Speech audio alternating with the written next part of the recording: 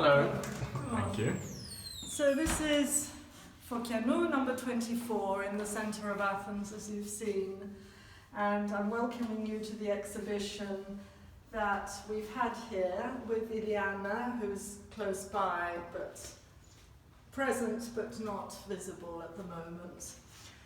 This is an art space where we've been invited, a project space, to have an installation, the two of us.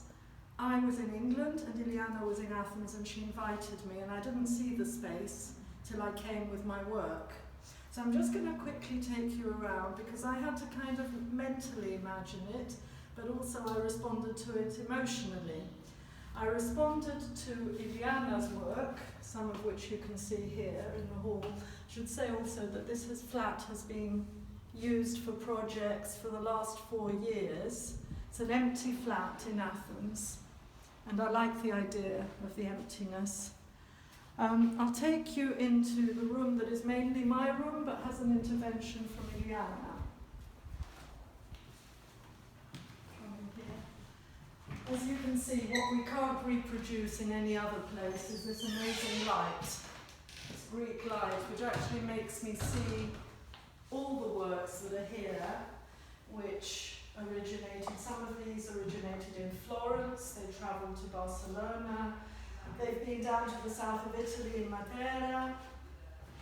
The last two here were painted in Brighton, in my studio in the winter months, so in completely different conditions, and it's like I'm seeing them for the first time when I see them in this light and in this room.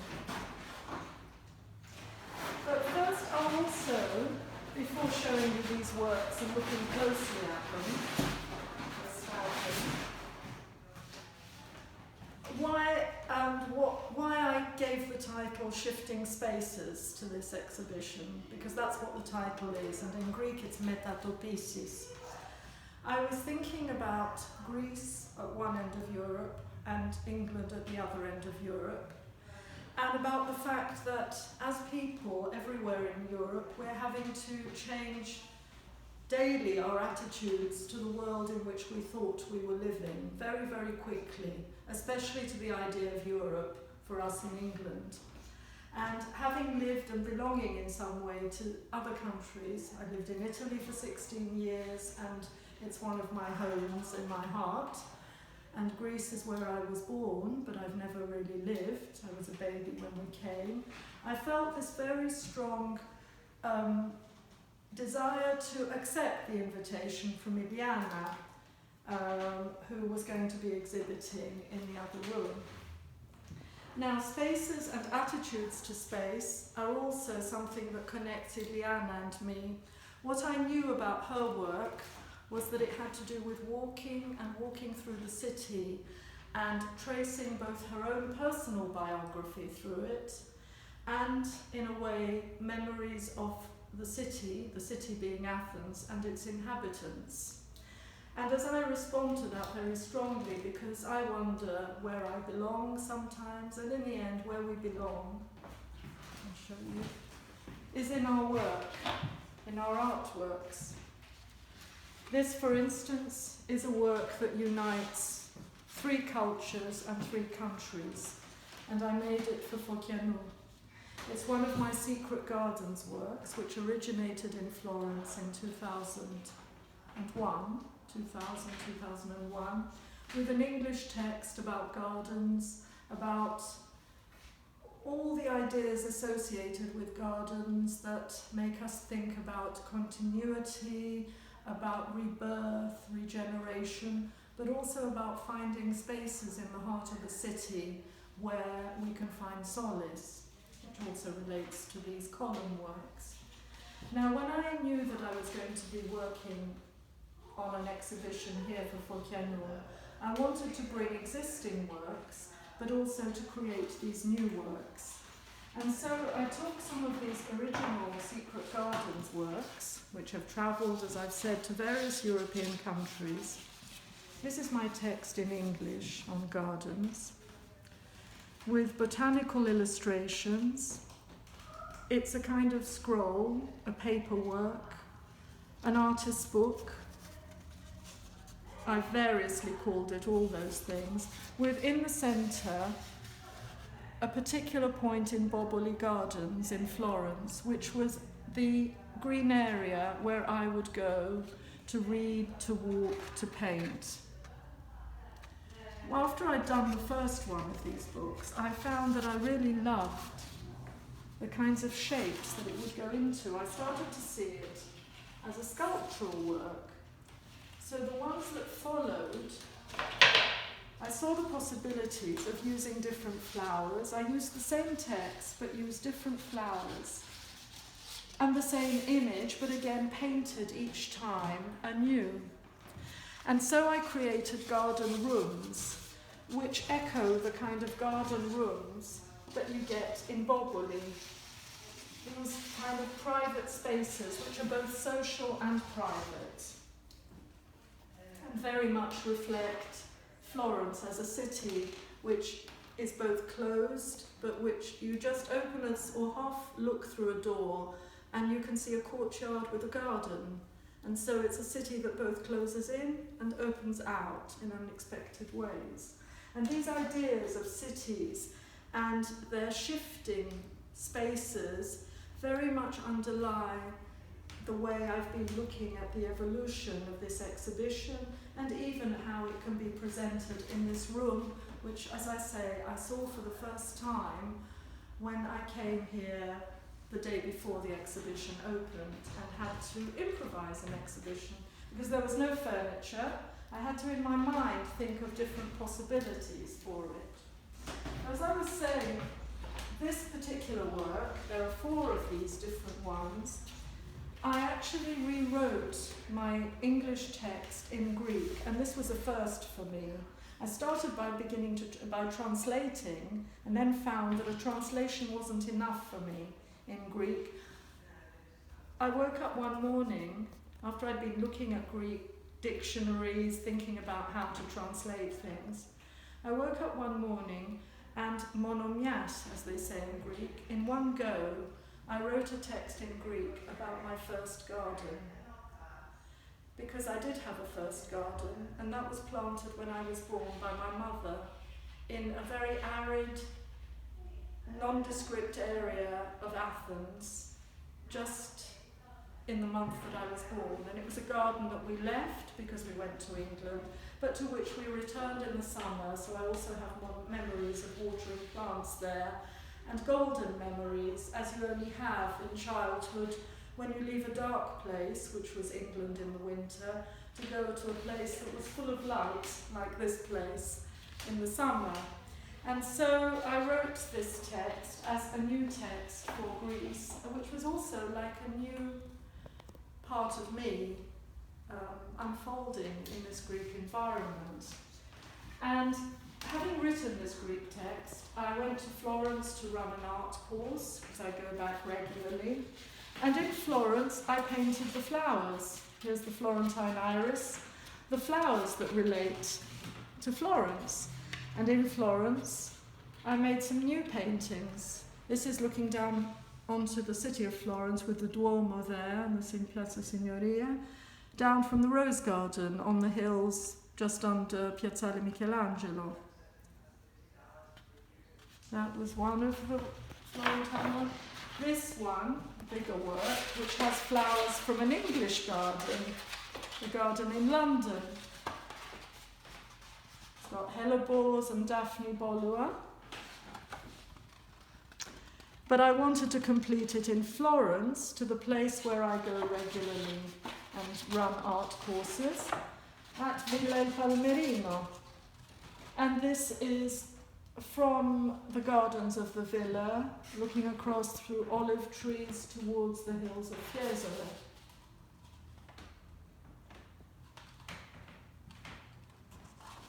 So I'd like to think that some of the energy of the different collaborations that all of these works represent, the different journeys that they've made, also come into the spirit of this place. The original ones of these works travelled on an overnight train with me. There were 4 of these. well, in all I've done 14 columns. Here we have 6 of them. There are some of the original ones. And they travelled on the upper bunk of an overnight train from Milan to Barcelona for Jardines Secretos, just after 9/11, when it took some thinking to decide to travel across from one country to another, leaving husband and son. When we didn't know in Florence, when we didn't know what was going to be happening in our world. We're sort of used slightly to these uncertainties now, but there was the immediate period after 9/11 when it was very much a statement of faith to actually go to accept an artist's invitation to do an exhibition at that time. Anyway, these works all have a woman in one way or another. Here it's a trace of a woman inside, and that woman represents me. I was trying to think of how to combine, and this is in Florence in my studio, how to combine the figure and the landscape, because up till then I'd had large paintings I did of strong women figures. The sizes reflected the size that I could cut from 10-metre rolls of paper, and I had one of these rolls just waiting to be stretched onto a board. And the idea suddenly came to me to paint both sides. But one of the things that happens, so I painted a woman on one inside and a landscape, more or less abstract landscape, outside. But one of the things that happens with these, you can see each time differently. What I discovered was that I wouldn't really know what I was ending up with until I had painted each side, because I didn't actually look from one side to another while I was painting. I painted the one, then I turned it over, and I painted the other side.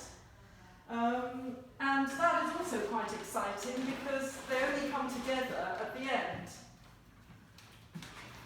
Another thing that I'd just like to say about these works is when I decided I was going to bring them to Athens, I wasn't going to post them or send them by courier by DHL. I was going to bring them as hand luggage by EasyJet.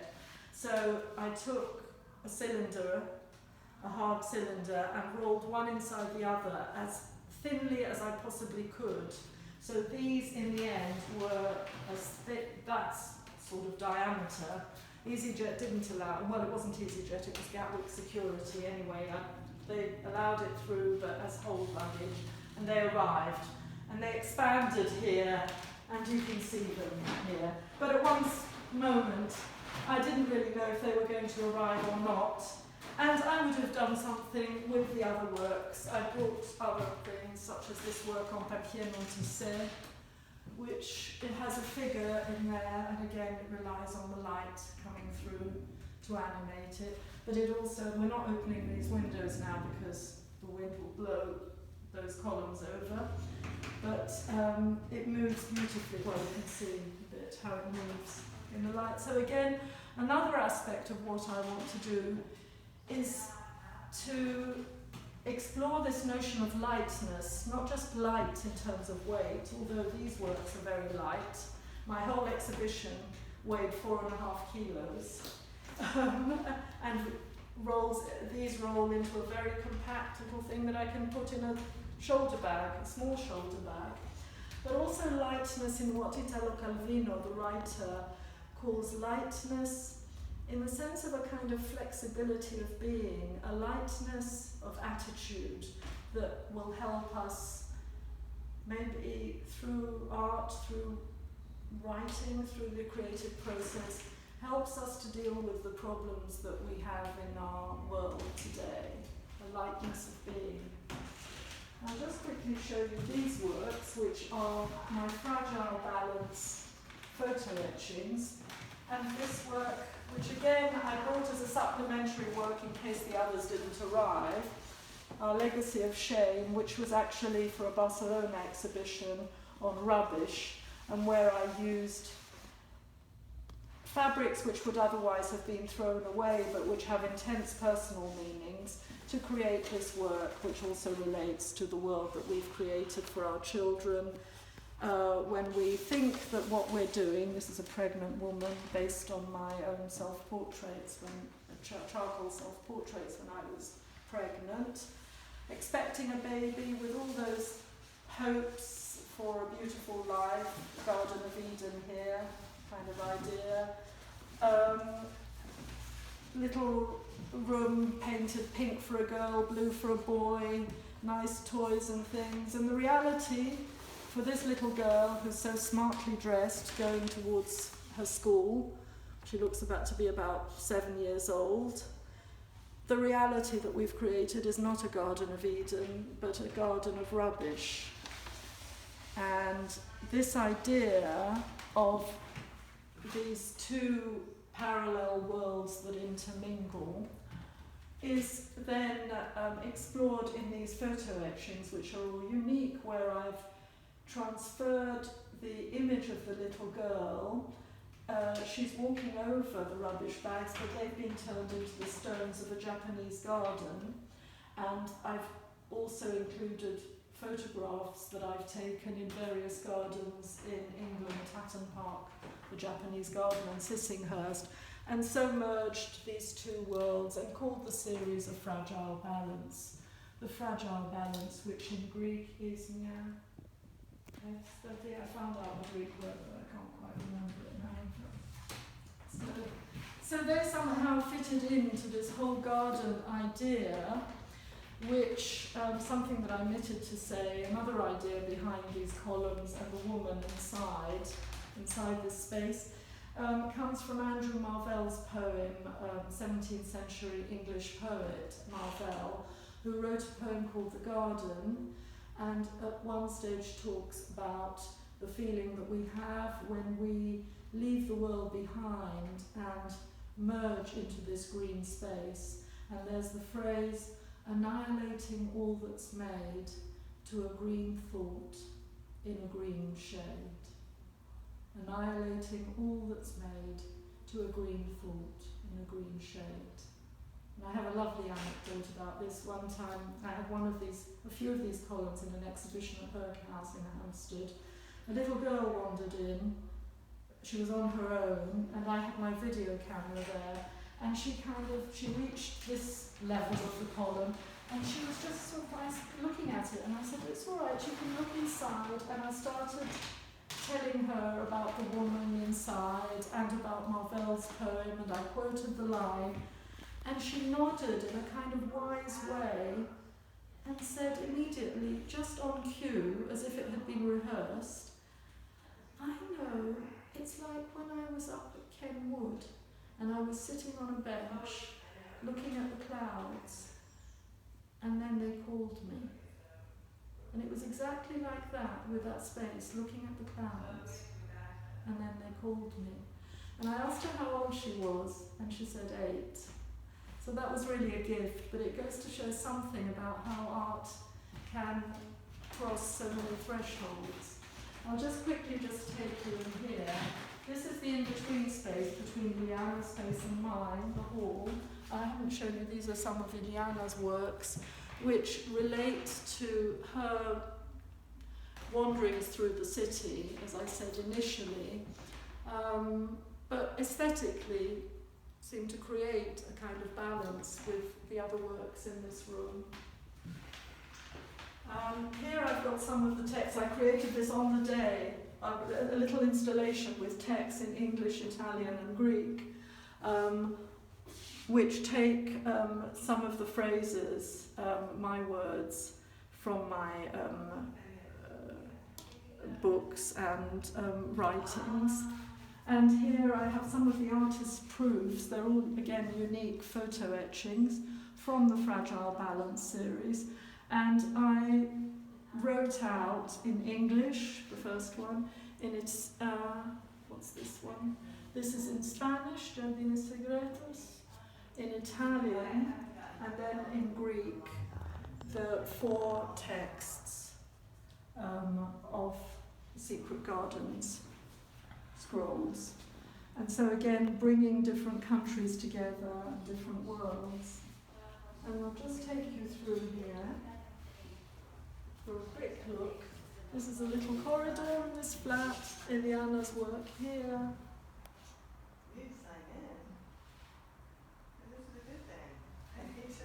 This little frieze of dancers just seem to fit in here. Movement. Yeah.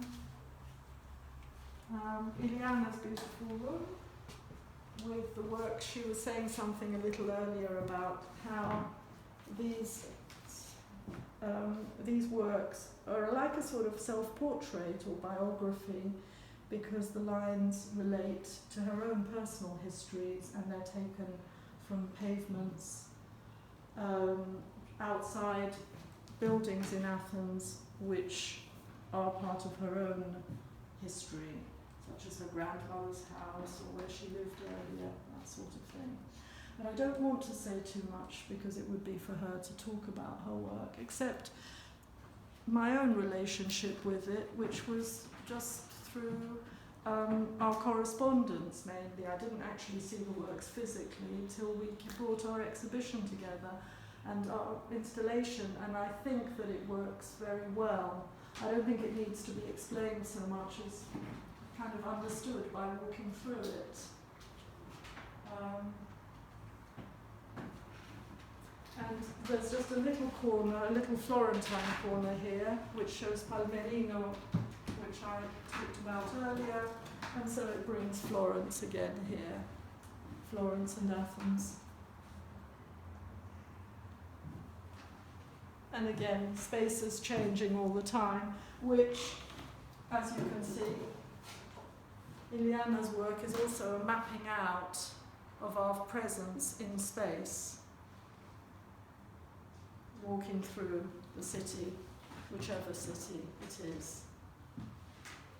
And if you just look out of this window, you'll see part of this Athens up there, an interesting perspective of this iconic city. Just beyond, there's the Acropolis. Those trees over there are just above the stadium, which was built for the modern Olympics in about 1890, 1896.